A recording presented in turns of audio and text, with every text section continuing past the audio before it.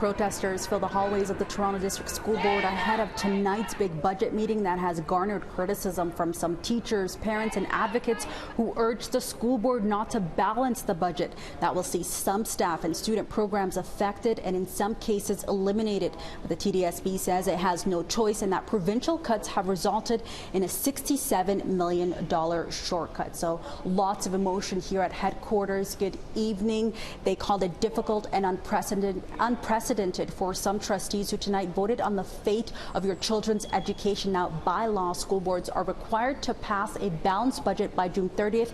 These folks here, who, by the way, are still meeting at this hour, they just that 18-4. The TDSB said it came with much difficulty. The school board says it made cuts in 22 different departments to avoid significant impacts to one area alone. The school board has proposed cutting the necessary $46.8 million in the next school year.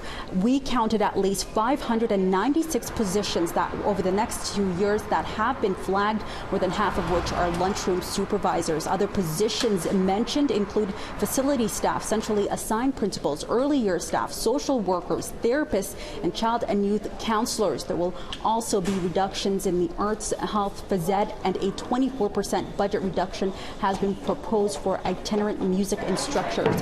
School budgets will be reduced by 5%, and TDSB programs will be impacted, including social services, outdoor education, international languages, and French immersion, just to name a few. Cutting that much staff, cutting social workers, cutting guidance counselors, having very few caring adults, and the ones who are there being so overworked that they will not have time to help the students who we know are having these crises is, to me, just unconscionable. You need to do a risk assessment on the impact on student safety of these supervision cuts, and then pass it with confidence. If you need more money, go to the province. That's your fiduciary duty as a trustee of the board. We're talking about 10 psychology members and 4 social workers and 3 speech language pathologists and a bunch of child and youth care practitioners that have received layoff notices or surplus letters, and it's our position that the board should not be looking at these positions to cut those. Now, the board doesn't discount these concerns. It has a budget of about $3 billion and says it has spent 2 months working towards this proposal. The board says it will also review some services and departments, and if it can't get provincial funding, that may also result in some program closures. The province had long maintained that these cuts are a small percentage of the board's budget. The TDSB disagrees, saying these cuts were impactful. It should be noted that the final budget reductions will have less of an impact on programs and services for students and support staff because there is a significant budget reduction, almost $17 million, to the board's central administration, senior team, and centrally assigned staff.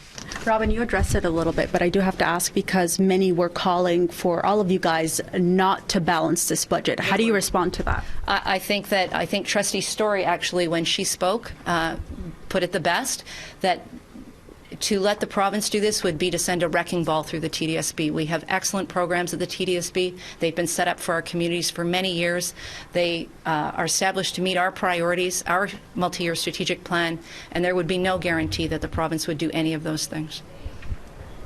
Now, this meeting started at 7, and they're still in this meeting working some things out, and there's still some kinks to work out, and some of these details will be finalized in the future. As I mentioned, 596 positions, by the way. It's that I counted from this documentation, but the school board says they still have more work that needs to be done to identify and get a final number as to how many positions and how many staff will be cut through bumping, through attrition, and through retirement to ensure that there's minimal impact. And so the school board says it has had about 20 meetings and about 100 discussions coming here, people talking about these concerns before they came up with this proposal.